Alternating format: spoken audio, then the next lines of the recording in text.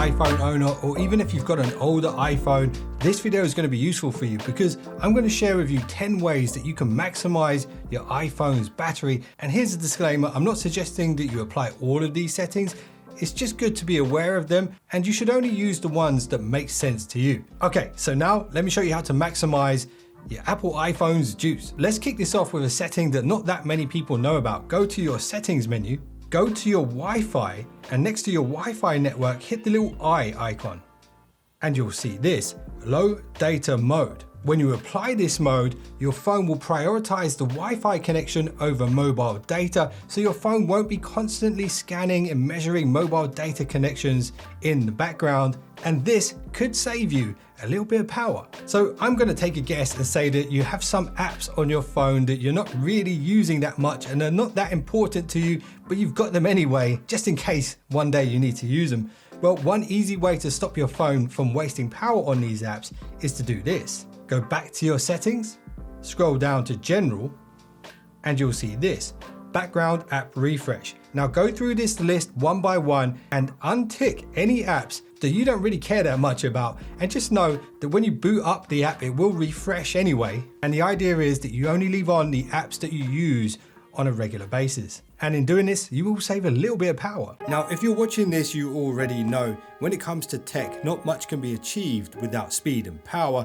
That's why I've partnered up with the sponsor of this video, Ugreen. The new iPhone has a USB-C port, so it would make sense for you to pick up some charging tech to get you to the optimal charging speeds. And yes, you could go for a regular single port power brick, but if you want to take your power delivery to the next level, you got to look at this from Ugreen. It's the Nexode 300 watt 5-port PD GAN fast charger. Not only can this charge your iPhone at peak speed, but it can also charge 4 other devices simultaneously, and you can even use it to charge up a MacBook Pro and get it to 70% in just 60 minutes. The gallium nitride tech makes the charger more efficient and creates less heat, and it will also make you more efficient with your time thanks to the insane charging speeds that this Nexode charger is capable of. And check this out, if you need portable power, the Ugreen 10,000 mAh magnetic power bank is a fantastic travel companion. It supports fast wired charging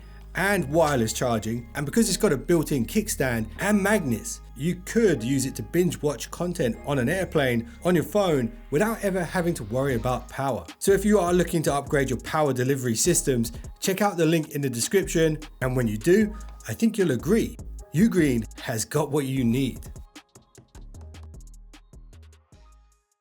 Okay, so here's a more advanced tip for you guys.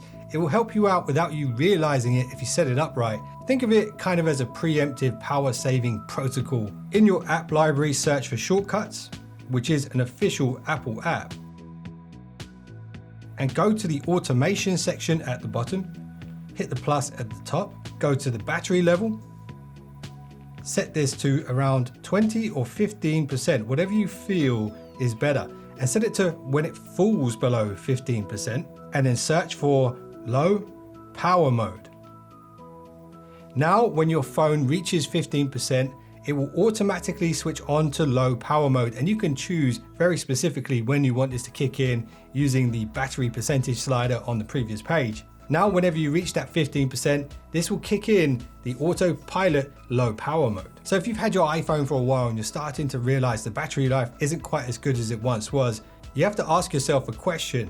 Do you really need the always on display? And if it's something that you never use, then you should definitely do this one. Go into your settings, scroll down to display and brightness, scroll down to always on display. And here we can switch off the wallpaper and the notifications if we want to, or we can switch off always on entirely. And again, even though it doesn't use much power, it is still using some power. And doing this will save you that little bit of extra power. Now, depending on how good your eyes are, you might notice the difference between 120 Hz and 60 Hz. If you don't really notice the difference, then you should definitely do this because it will save you some of that juice. Go to settings, scroll down to accessibility. In this section, you'll see motion, and here at the top, you'll see reduce motion.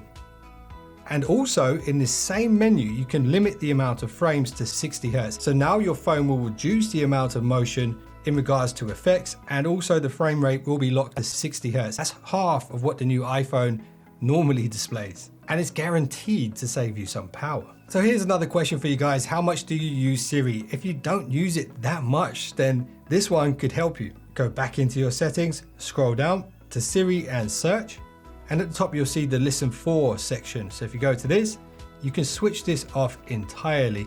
Now your phone's not going to be constantly listening for that wake word. So there's less processing going on your phone at all times. And if you do decide to switch this off, I recommend switching this on. Press side button for Siri so you still have access to it when you need it. Okay, so this next one's a new feature on the iPhones. If you go into your settings, scroll down to battery. Here, go to battery health and charging.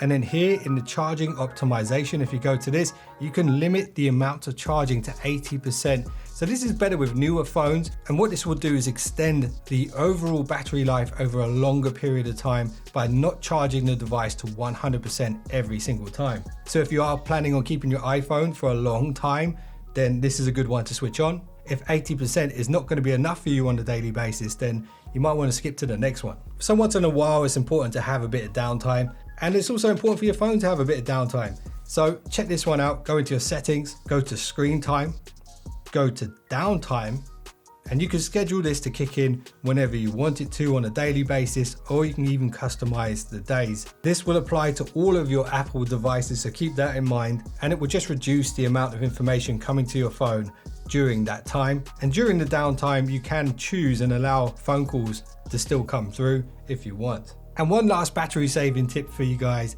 is the dark mode. If you don't like dark mode on all the time, you can set it to automatic so it will kick in at sunset and sunrise. I don't mind having it on all the time. And the way in which this will save power for you is the black areas of the screen aren't being powered at all. When you are in light mode, all of these white areas are using battery life. So I do recommend you either use automatic or leave it permanently on dark mode. So that's just a few power saving tips that you can apply straight away. And there are tons more tips and tricks that I want to share with you guys.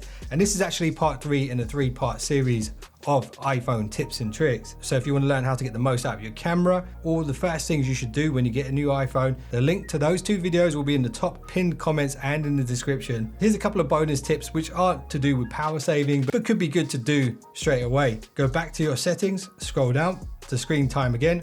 And here is a new feature called screen distance. A lot of people don't realize that they're actually damaging their eyes by holding the phone too close to their face. And this actually will let you know when you're doing that. What the phone does here is it uses the sensors on the front to measure the distance that you're holding the phone from your face. Test it out, let me know how you get on with it. And here's another one that will help you out if you haven't done it already. It is the night shift. So if you go to settings, scroll down again to display, and then here you'll see I've set my night shift to kick in at 11 p.m. and switch off at 7 a.m.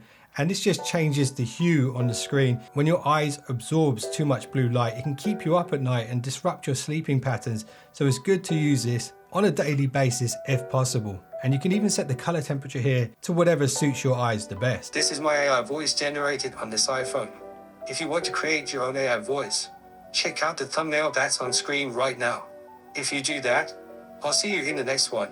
Don't be late.